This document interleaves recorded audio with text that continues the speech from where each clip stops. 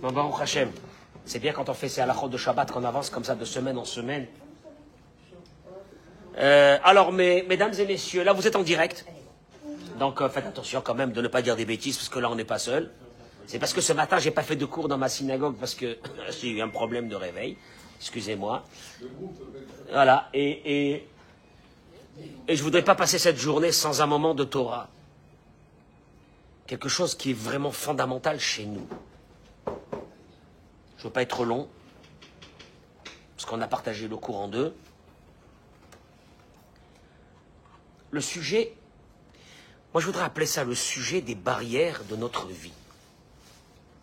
Vous savez, quand on vous parle des barrières, c'est un peu philosophique. Des barrières, il faut mettre des barrières, il faut se retirer, il faut faire attention, etc. Moi je voudrais vous donner vraiment une idée. Vous allez comprendre à travers deux sujets de la paracha de cette semaine que nous allons faire ce Shabbat, qui est Nassau. Et j'accueille nos amis sur les réseaux sociaux. Et partagez-moi ce cours, parce que ce matin, je ne sais pas où j'étais. Et c'est un combat. Benjamin, Binyamin, c'est un combat de la vie. C'est un combat de la vie. Johan, Bémet, c'est un combat de la vie. Vous voulez que je vous dise une chose en préambule de ça? Le Rav Dessler, il dit, au moment où tu arrives devant une faute, devant une avéra, en vérité, tu n'es plus maître de toi-même, puisque tu es dans les mains du Yetzer Hara, et c'est trop tard pour toi. Et qu'en vérité, si c'est trop tard pour toi, j'avancerai dans la réflexion, on ne devrait pas te punir, parce que tu es dans les mains de quelqu'un qui est des milliards de fois plus fort que toi. On me suivait? Donc en principe, tu ne devrais pas être puni. Il n'y a pas de punition. C'est quoi cette punition? Punition de quoi? Punition que je suis tombé dans les mains du Yetzer Hara. C'est trop tard pour moi, j'ai rien à faire. C'est vrai ou non, Shmuel? Quand la Gemara te dit que lui, il est fait de feu. Lui, il est fait de feu. Lui, c'est spirituel. Lui, quand il te prend ton âme, il te prend ta tête, il te prend ton corps, il te prend tout, il te renverse en 2 minutes, il fait de toi ce qu'il veut. En vérité, il n'y a pas de combat. Le combat, il est déjà par chaos assuré. Alors David, je peux te poser une vraie question. Où est notre combat dans notre vie de tous les jours? Où est notre combat? Si, quand tu es dans les mains du Yetzer Hara, c'est déjà trop tard. Ok? C'est fini. Alors où est le combat d'un être humain? Qu'est-ce que Dieu nous demande tous les jours de faire? C'est de s'éloigner des mains du Yetzer Hara. Ne pas se retrouver dans ces situations-là. Vous avez raison. Le vrai combat, il est, on est attiré par l'interdit, on est attiré par l'ouverture de certaines portes, en se disant que on gère. Tu connais les gens qui te disent « T'inquiète pas, je gère. Oh, » quand j'ai peur, je gère. Et vous allez voir ce que la Torah te dit. Il y a une première mitzvah que nous allons voir dans la paracha de cette semaine. Je vais introduire cette idée. De cette femme qui s'appelle la Sota, qui est une femme mariée, que son mari voit que cette femme tisse des liens. Moi je dis rien pour l'instant, hein. Samuel, c'est des liens amicaux. Je vous d'abord. Non, parce que vous, les rabbins, vous voyez toujours que du mal dans tout. Donc il y a des liens amicaux. Et son mari va l'avertir de ne pas s'isoler avec ce monsieur. Elle va encore continuer à s'isoler avec ce monsieur. Bon, vous connaissez la suite, c'est quoi la suite? Qu'est-ce qui peut me dire la suite? C'est quoi la suite? Qu'est-ce qu'on fait avec cette femme? On va la prendre, on va l'amener chez le Cohen, on va prendre de l'eau. Non, c'est de l'eau qui vient du Kior. On sait que les Kohanim se lavaient les mains et les pieds avec cette eau qui était une eau sainte. On prendra de la terre, un petit peu de poussière, on mettra. Qu'est-ce qu'on met encore? On prend un parchemin, on écrit le vrai nom de Dieu.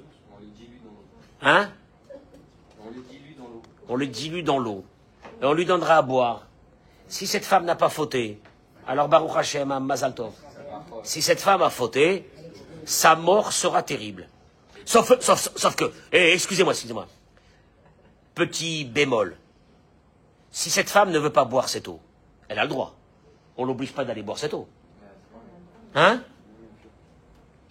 Bon, alors, dans ce cas-là, elle ne peut plus rester avec son mari. Parce qu'il faut savoir une chose. C'est la Torah, je peux rien faire contre ça. La Torah, c'est Dieu. Et Dieu, il a décidé comme ça, je peux rien faire sur ça. Qu'une femme qui a trompé son mari ne peut pas rester avec lui. En fait, c'est lui donner raison à la femme, finalement. Si elle boit pas l'eau, on lui dit tu peux plus rester avec ton mari, mais elle voulait pas rester avec son mari. Non, je t'explique. Oh, écoute-moi bien. La procédure, c'est pas qu'on prend cette femme de force et on l'amène et on lui dit tu vas boire cette eau-là. Non, ça va pas ou quoi? On n'est pas chez des sauvages ici. On lui dit à cette femme, tu as deux solutions, David, écoute bien. La première, ton mari ne peut pas rester avec toi parce qu'aujourd'hui il a une suspicion monstrueuse. Alors on fait comment? Tu veux pas boire cette eau? Ne bois pas, prends ta liberté et va-t'en. Ah oui? Qu'est-ce que tu crois? Qu'est-ce que tu veux qu'on lui fasse? Deuxième. Elle va rester en vie, quoi. Hein? Elle va rester en vie. J'ai pas entendu. Elle va rester en vie, elle va continuer avec l'autre personne. Non mais, écoute-moi bien, nous on n'est pas pour faire des mises à mort. Allô? Elle veut pas, elle s'en va. Deuxième. En vérité, toute l'histoire de la sota, Samuel, c'est quoi? C'est une femme qui veut prouver qu'elle n'est pas partie plus loin qu'une relation platonique. Et elle veut retrouver son mari et elle veut se donner une chance de reconstruire son couple. Et là, on va lui dire, alors, tu sais bien que ton mari, il a une idée dans la tête, cette idée, c'est comme un crabe. Peut-être que tu es parti avec un homme. Ça ne le lâchera pas. On va enlever cette idée pour que vous retrouviez le shalom total. Comment? Tu vas venir boire cette eau. Et effectivement, quand une femme, elle arrive à une situation de boire de l'eau, c'est que vraiment, elle sait que quoi? Qu'elle n'est pas partie plus loin qu'une relation amicale. Tu me suis ou non? Et elle veut reconstruire son couple. Ici, il n'y a pas que de la négativité dans cette histoire. Il y a une positivité, c'est que cette femme, elle a compris qu'elle était partie trop loin et qu'elle veut rester avec son mari et qu'elle veut vivre avec son mari. Alors ok, donc elle va boire cette eau et puis on va lui dire Mazal Tov et elle partira avec son mari. C'est ça l'histoire de la sota.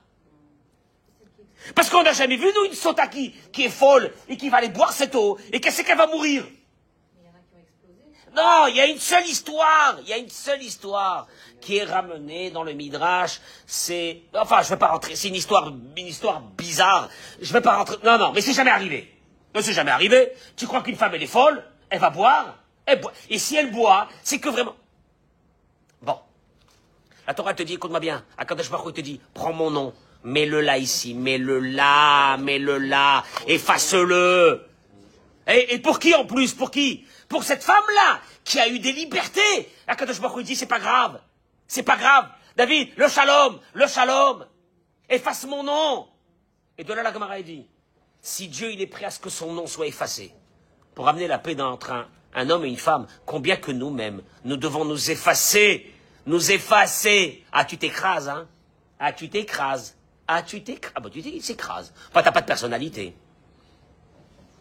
Et là, tu te dis une chose. Dieu, qu'est-ce que je fais? Et Akadosh Baruch Hu te dit, mon chéri, moi, on a effacé mon nom plusieurs fois pour une femme qui a eu des libertés. Mais quand même, elle n'est pas partie plus loin que ça.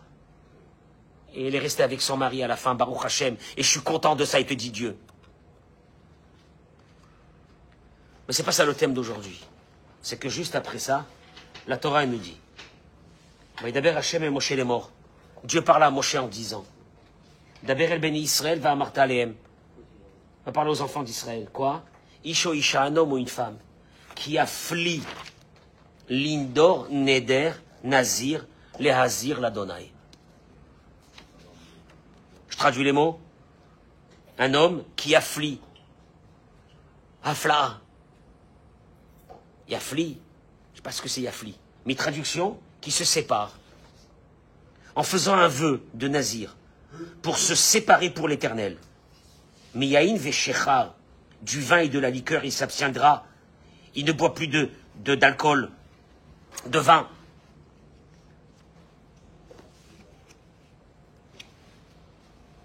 Kadoshie, il devient comment? Saint. Gadel Se'ar Pera Rocho, il doit laisser aussi pousser ses cheveux. Anefesh Met Loyavo, il n'a pas le droit de rentrer dans un cimetière. La vive le imo la chiv la choto loitama. ni pour son père, ni pour sa mère, ni pour sa sœur. Il n'a pas le droit de se rendre impur. Mesdames et messieurs, un Cohen, comme moi, malheureusement, quand j'ai perdu mon père, j'avais le droit de me rendre impur pour mon père. Ce Nazir, même pour son père et sa mère, il n'a pas le droit. Comme qui? Comme le Cohen Gadol. Je n'ai pas compris. Qui c'est ce monsieur? Kol Yemen Nizro, Kadosh ou l'Adonai, tous les jours de son état de Nazir. Nizro, ça vient du même mot de Nézer. Qu'est-ce que c'est en hébreu Nézer, Samuel? Une couronne. Kol Yemen Nizro. Qu'est-ce qu'il a fait ce monsieur? Qu'est-ce qu'il a fait? Samuel, je viens chez toi demain matin, je te dis, allez Samuel, on y va. On va devenir des nazirs. Le minimum du Nézira, c'est 30 jours. Et tu sais que pendant ces 30 jours, on va devenir comme le Cohen Gadol. Le Cohen... Amen. Qu'est-ce qu'on doit faire? Rien. Tu bois pas de vin pendant 30 jours. Ça va être difficile pour toi? Non, tu peux boire du pastis. Ah. Tu peux boire de la bourra, mais pas du vin. Samuel, on se coupe pas les cheveux pendant 30 jours. Ah bah. Ah bah. Cet homme-là devient comme un Cohen Gadol. Pourquoi il n'a pas eu beaucoup alors? Pourquoi il a voulu faire il n'y en a pas eu beaucoup des nazis ici? Non mais, tu as raison, mon Cohen adoré. Tu as le droit de te poser une vraie question. Quel est le rapport entre la sota et le nazir? Alors, il ramène ici, Rashi, les paroles du Midrash. La manismecha parachat nazir, les parachat sota. Pourquoi on a mis ces deux parachiotes, l'une à côté de l'autre? Tu vas lire ce Shabbat, David, la paracha de la sota, la paracha du nazir. Pourquoi? L'Omar Lecha pour te dire, que tout celui qui voit la femme soupçonnée d'adultère, dans son humiliation, il va la voir dans son humiliation, on va l'amener devant le Kohen, il va voir ça. Yazir atzmo minayaim. Il doit tout de suite se séparer des excès de la vie, du vin et des choses comme ça. Je n'ai pas compris quel est le rapport. Voilà pourquoi on les a mis un à côté de l'autre. Alors toi tu te poses une question, tu dis bon, ça c'est sympathique. Qu'est-ce que moi en 2025 j'apprends de tout ça? Regardez. Le Rav Friedlander, il ramène une chose extraordinaire. Il ramène, la Gemara de Masechet Nedarim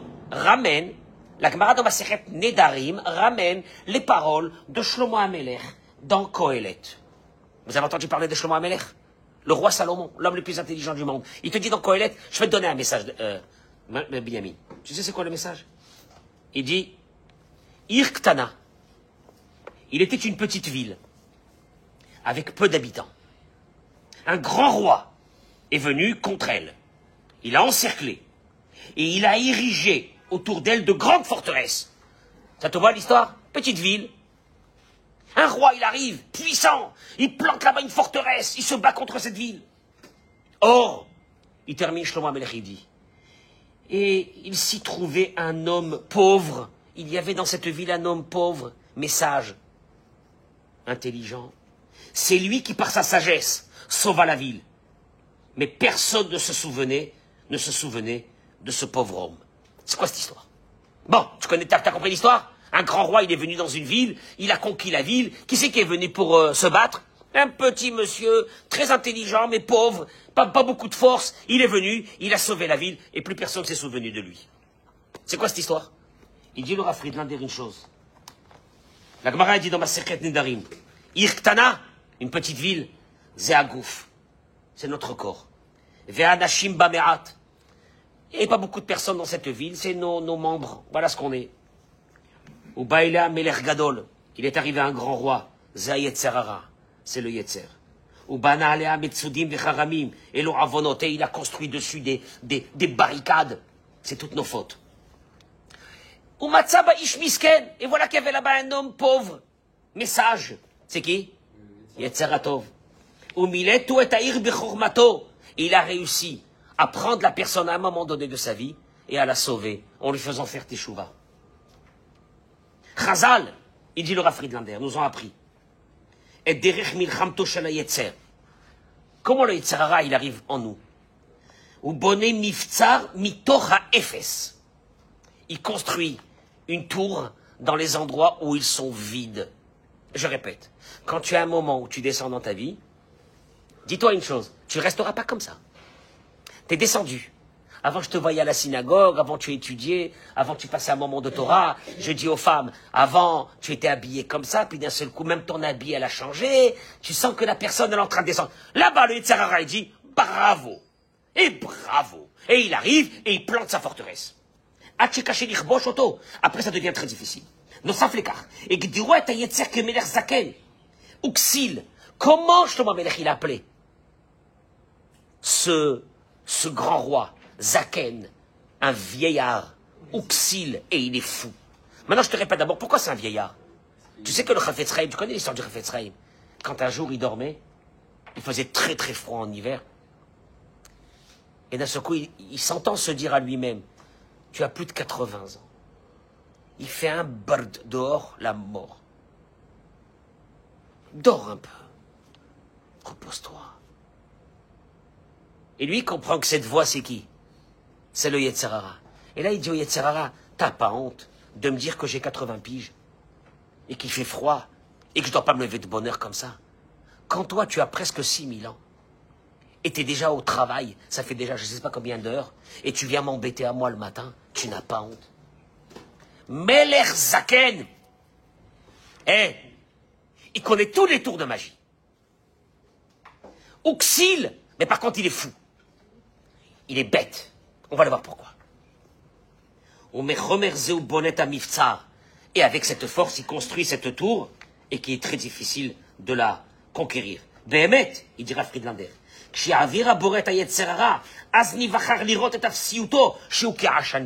Le jour où Dieu nous enlèvera le mauvais penchant au moment du Mashiach, on verra que ça a été qu'une grosse bêtise. Ça a été que des bêtises. Ça a été rien d'autre.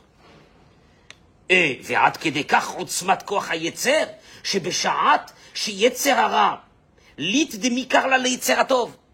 Et au moment où le Yetzer Hara il te prend, il te dit ce vieillard pauvre mais sage, il peut pas parler. Alors les gens te diront mais j'ai pété un câble. Je sais pas ce qui m'est arrivé, j'ai pété un câble. J'ai pété un câble. Où était le Yetzer Hatov à ce moment-là? Ah, il parle pas lui. Ah, lui, il parle pas, lui. Lui, quand le Yetzer Hara, il te prend, il parle pas. Shlomo HaMelech, il dit, le ta'ava yevakesh nifrad. Quand un homme, il tombe dans les envies, yevakesh nifrad. Il se met de côté. Mais ce coup, tu le vois plus. Il veut plus écouter aucune bonne voix. Il veut plus rien écouter. Il est dans son monde. Et alors, il te dit, Maïa atza, shelo la tête lo et efsharut. Letri la ta petach shelo efsharut livlo ta mitzah. La petach ta trovetz. Il te dit, comment tu fais? Alors, David, viens, on arrive à ce que j'ai dit au début du cours.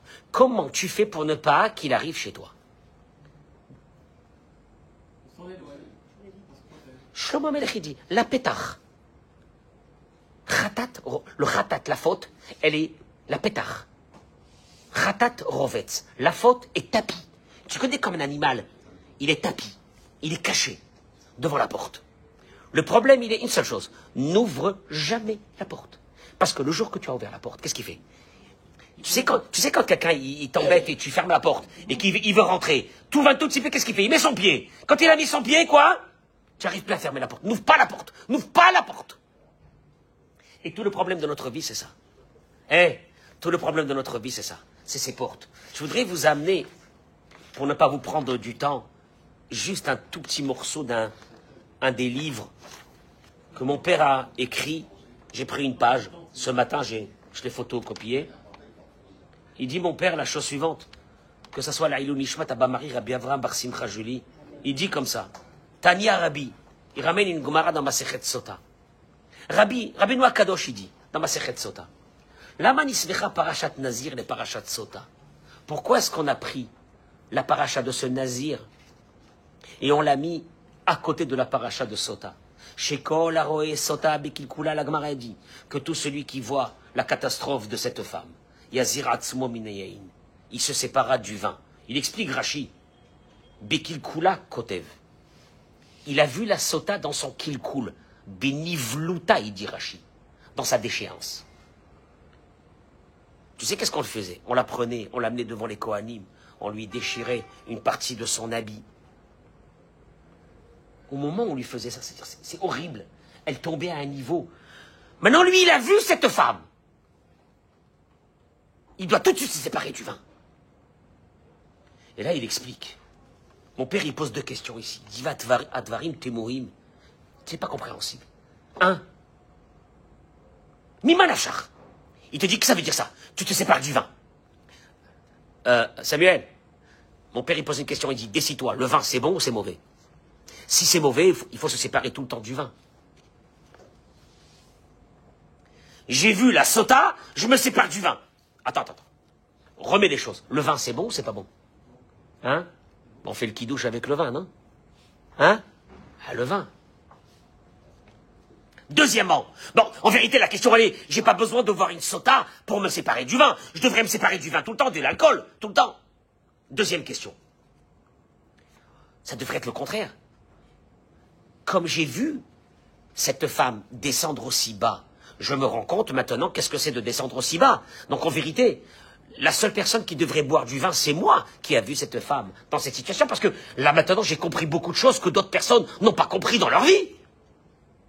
Et c'est à moi qu'on me dise de ne pas boire de vin, alors que j'ai vu la fin de cette femme. C'est vrai que la Gemara a dit qu'on dit à cette femme, c'est la boisson qui t'a amené à ça, c'est les excès qui t'ont amené à ça. Donc ça veut dire que, en vérité, après que j'ai vu cette femme, j'ai pas besoin de me séparer du vin, au contraire, j'ai vu la catastrophe. Venira les vaer. Et mon père il dit, Shachen la Torah gilta sakana, sheyesh bechol reshima shel riyat aznut. Je peux vous traduire. J'espère que je connais la pensée de mon père, alav shalom. Mon père, il avait toujours cette idée. Quand tu vois quelque chose qui n'est pas moral, elle te touchera obligatoirement. Ce monsieur, il a vu une sota.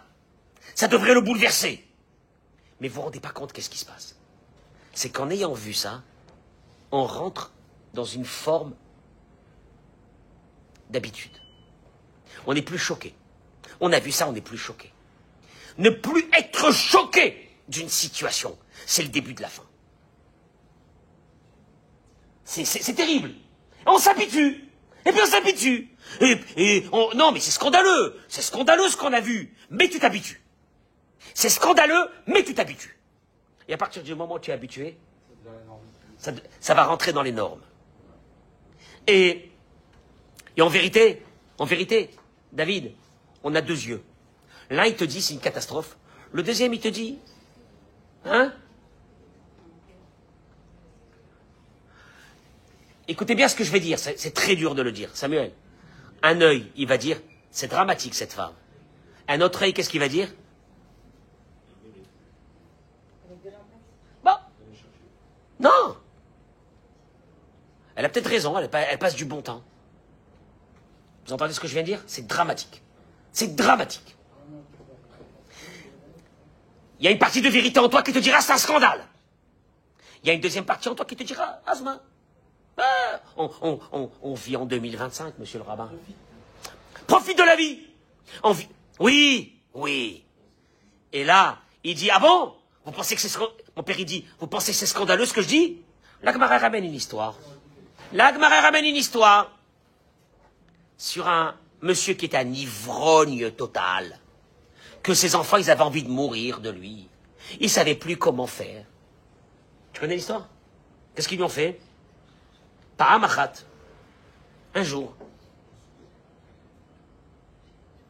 Ils ont trouvé qu'un autre ivrogne était dehors, par terre, jeté dans la boue. Et les enfants qui jetaient sur lui des pierres. Ils ont dit, ah là, c'est le moment d'amener notre père pour lui montrer la réalité quand on est ivrogne. Hein? Ils l'ont amené. Et ils l'ont vu qu'il s'est penché vers l'ivrogne qui était dans la boue. Et il parle avec lui. Ils lui ont dit, papa, qu'est-ce qu'il y a? Il leur a dit, non, rien. Qu'est-ce qu'il t'a dit? Qu'est-ce que tu lui as dit? Je lui ai demandé quelle boisson il a pu boire pour être aussi ivrogne. Ça m'intéresserait d'avoir cette boisson. Vous pensez que la Gemara raconte des histoires pour faire des blagues? La Gemara, elle te dit, fais très attention.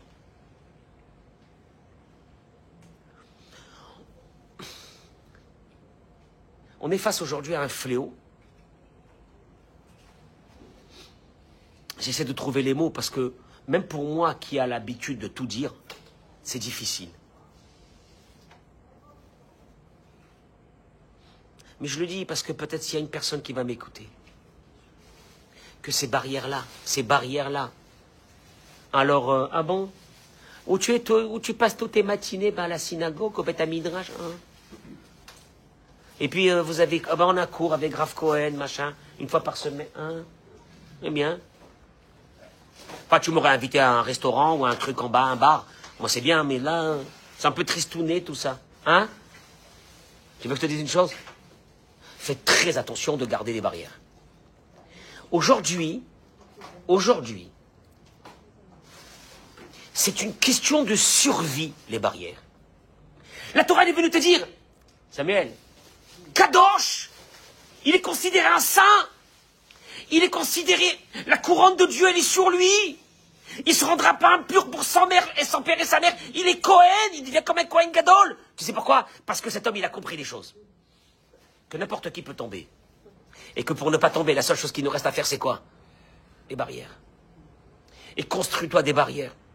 Et va habiter dans un endroit où on te mettra des barrières. Et rentre dans une communauté. Parce qu'avec la communauté, tu auras honte de faire des bêtises. Rentre dans une communauté bien. Avec un rave. Que quand ça va pas, il te défonce. Ouais. Et pourquoi tu fais ça? Tu peux pas rester un peu libre, tranquillement, et tu fais ce que tu as envie de faire. Enfin, voyons, on est en 2025, on fait ce qu'on veut. C'est une question de survie. La cellule familiale aujourd'hui, avant on disait, moi il y a 20 ans on disait que Rav Citruc il disait à la vache à l'homme que la cellule familiale, elle bat de l'aile. Mais même pas dit, elle a plus d'aile. Elle a plus d'aile. Quand tu parles, elle bat de l'aile, elle a plus d'aile. C'est très dangereux. Ça attrape n'importe qui. À n'importe quel moment. Moi, je vous dis la vérité. Cette sota, je l'admire. Elle est tombée dans la catastrophe. Et elle a décidé de reconstruire son couple. Et elle est prête à boire cette eau. Mais analysons les deux côtés. Comment elle est tombée comme ça? Tu sais comment elle est tombée? Rien. Attention, on ne parle pas d'une femme qui est partie avec un autre homme vraiment.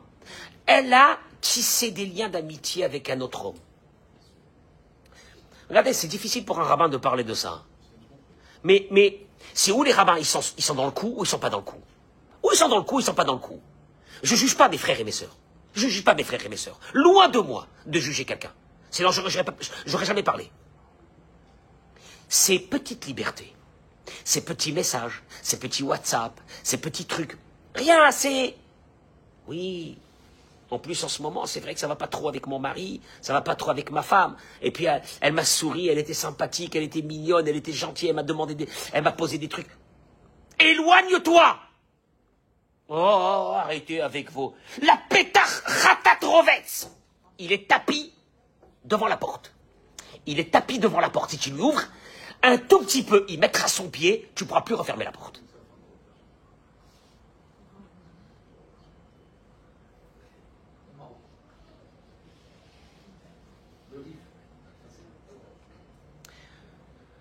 Ce nazir, il a compris une chose, que quand Dieu lui a fait voir ça, c'est pas pour juger l'autre. Parce que tu connais, nous qu'est-ce qu'on fait? Quand on entend qu'une femme, elle a trompé son mari, ou qu'un mari est parti en sucette avec eux, qu'est-ce qu'on dit? Ah, celui-là, c'est un bandit, c'est un voyou, c'est un salopard, c'est une ci, c'est une là. Ne jugez pas les gens. C'est trop dangereux. Ces gens, ils n'ont pas plongé comme ça. Ils ont ouvert un tout petit peu une porte. N'ouvrez pas des portes. Tu sais qui c'est qui est venu nous apprendre que... Il n'y a pas de porte. Il n'y a pas. Tu sais qui c'est qui est venu nous apprendre ça, Samuel? Le nazir. J'arrête le vin. J'arrête tout. Calme-toi, qu'est-ce qu'il y a? Ça va, c'est chez les autres, c'est pas chez toi. Non, j'ai compris que ça peut venir chez moi. Alors, il y a une seule chose qui va te sauver dans ta vie, je te jure, c'est ta communauté. Le matin, la tfila, Betsibour, la fréquentation que tu auras avec les personnes et les femmes que tu auras. Quand j'écoute aujourd'hui, par rapport aux appels téléphoniques que j'ai, par rapport aux gens qui viennent me demander conseil, que je les aime tous. Aujourd'hui, Quand une femme elle vient me dire, mais mon mari, il est parti avec une femme mariée, avant, ça me choquait. Ça me choque plus. Quand il y a un qui me dit, elle est tombée enceinte avec un autre homme. Je sais pas, écoute-moi bien, j'ai perdu mon latin, ça fait longtemps. C'est même pas que j'en bafouille, il n'y a plus rien. Les femmes mariées. Allô, allô, allô. Attention, attention, ne juge pas. Ils ont fait une seule erreur. Pas au moment où c'était trop tard. C'est trop tard, c'est trop tard. Au moment où ils ont enlevé les barrières. Alors moi je te dis une chose. Je dis aux hommes et aux femmes, attention qui c'est qui rentre chez vous à la maison. Attention c'est qui vos amis. Attention. Ouais, mais alors dans ce cas-là, on n'a plus d'amis. Je t'explique. C'est une question de survie, c'est pas une question de philosophie, c'est une question de survie. Mais tu restes avec ton mari, tu restes avec ta femme, et seul, et avec tes enfants, et tu fermes ta bouche. Carrément. Je comprends pour le vin. Quel rapport avec quel rapport Oh. À l'époque, de laisser ses cheveux, c'était d'enlever de la beauté, c'était de perdre sa beauté, il n'était pas rasé, il n'était pas comme ça. C'est-à-dire, et loin. En vérité, cette histoire du nazir, c'est quoi? Cette histoire du nazir, c'est une chose. La Torah, elle est venue te dire, regarde-moi bien, la sota, ça peut être toi. Tu sais quand est-ce que ça sera pas toi? Une seule condition. Si tu décides,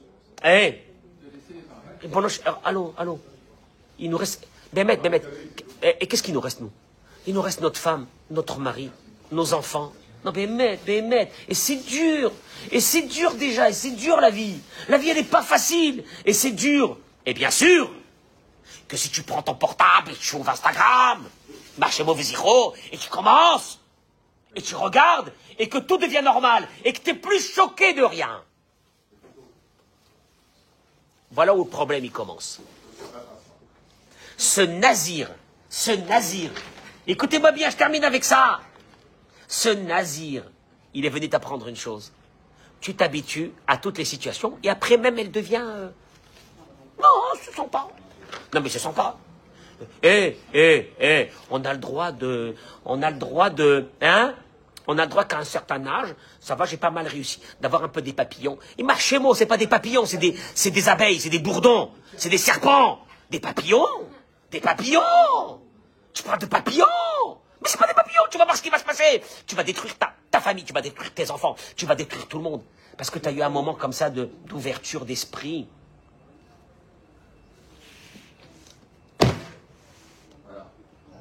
J'ai tout dit. Shmartov, Samuel, on a notre Beth Midrash, on a la Gemara, on a les Limud Torah, on a nos femmes qui viennent prier. Allô, on ferme notre bouche, nous. Nous, on ferme notre bouche, on se tait. On est bien. On a des barrières. Hein, Samuel? Non, Samuel, il est notre trésorier. Samuel, Samuel,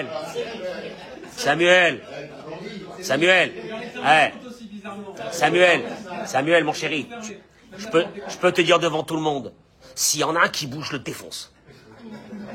Combien que je suis gentil. Il y en a un qui prend un écart, je l'écrase en miettes. Mais ils ont peur de ça. Mais, oh là là, ça c'est dur d'être dans votre communauté. Mais c'est justement ça qu'il faut. Parce que comment on va faire sinon? C'était juste une petite idée sur la paracha de cette semaine. Je vous remercie beaucoup. Je vous souhaite une belle après-midi. Et Todaraba, David Lachmi, David Wiesman en direct, à leur famille qui nous accueille chaque semaine ici, et avec tout ce groupe-là extraordinaire qui sont là avec moi. Kadosh Baruch Hu, il vous envoie la bracha, la santé.